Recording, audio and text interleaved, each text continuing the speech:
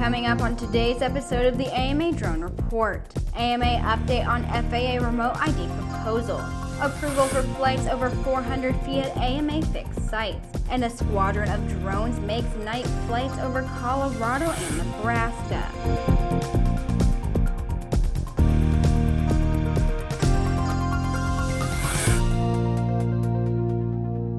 Welcome to Airborne's AMA Drone Report, a weekly news program covering the recreational drone world, in partnership with the Academy of Model Aeronautics, one of the oldest and most respected aviation organizations in the world, with more than 200,000 members and 2,400 clubs across the country.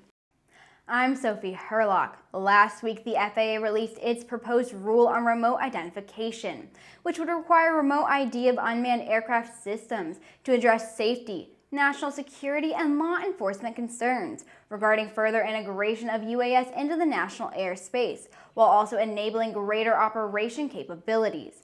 The AMA has been advocating throughout the remote ID rule process to include voting privileges as a member of the Remote ID Aviation Rulemaking Committee. They're reviewing this notice of proposed rulemaking on remote ID. However, an early read indicates some of AMA's proposals were accepted, including not requiring onboard equipage for members at their flying sites. The AMA has long advocated for a common-sense approach to remote ID, since model operations do not pose any new risks to the airspace. Remote ID should apply to unmanned aircraft capable of navigating beyond visual line of sight. For members not at a flying field, it's still unknown if members can use a ground-based solution, such as an app, to satisfy remote ID without onboard equipage. The FAA will be accepting comments on this proposed rule until March 2nd. Now let's take a quick look at some interesting news making rounds of the small UAS and hobby drone communities. It's time for today's Drone Minute.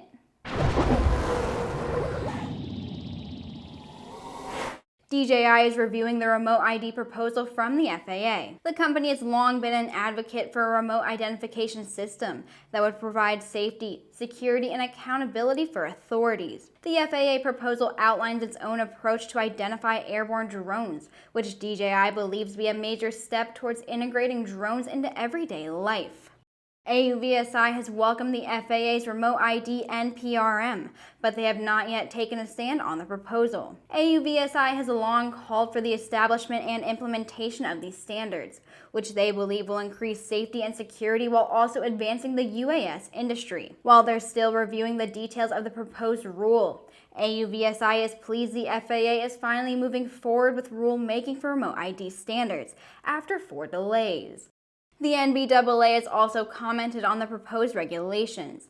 NBAA Vice President, Regulatory and International Affairs, Doug Carr, stated this notice from the FAA is a foundational document for moving forward with integrating not just UAS, but other emerging technologies in a way that addresses our industry's collective safety, security, and other objectives. We thank the FAA for issuing the important proposal, and we look forward to working with the FAA and other stakeholders to secure its adoption.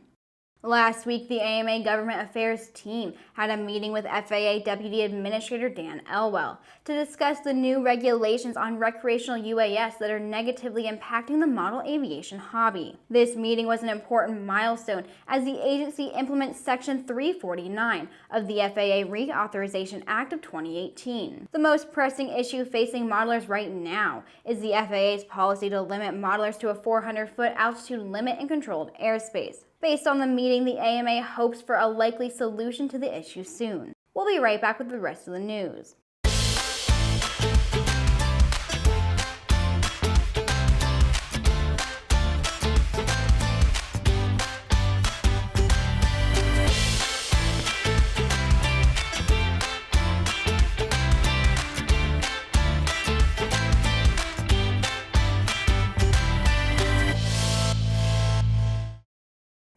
At the beginning of December, the AMA participated in a safety risk management panel in Washington, D.C. with the FAA and other stakeholders to address the 400 feet altitude issue in controlled airspace. As a result of the national SRM panel, the FAA selected 4 AMA clubs in controlled airspace to participate in SRM panels at the local level. During these panels, safety data and air traffic patterns were looked at based on the location of the fixed site to the airport. Based on the analysis, mitigations were discussed to operate safely at higher altitudes. The 4 clubs that participated in these panels have each been granted flights over 400 feet at their fixed site in controlled airspace. Moving forward, the FAA will be working on a case-by-case scenario to select clubs to participate in local SRM panels to grant flights over 400 feet. A squadron of 6 to 10 drones have been making nightly flights over areas of Colorado and Nebraska. The drones are described as having 6-foot wingspans, flying several hundred feet in the air and flying in grid patterns over multiple counties. Theories of the drone's origin and mission range from farmers looking for lost cows to television production and aircraft of extraterrestrial origin. Sheriffs in the counties where the drones have been flying have contacted the FAA, which said it had no information about the aircraft. The Air Force, DEA, and the U.S. Army Forces Command have also either denied they're operating the drones or know anything about them. It's not clear if any laws are being broken by the flights. However, Lincoln County Sheriff Tom Nestor said he's most concerned about the drones potentially colliding with a manned aircraft. And that wraps up our show for today. Thanks for watching. Please subscribe and check us out on Facebook and on Twitter. For more information on the exciting hobby drone world, head over to modelaircraft.org. I'll see you tomorrow.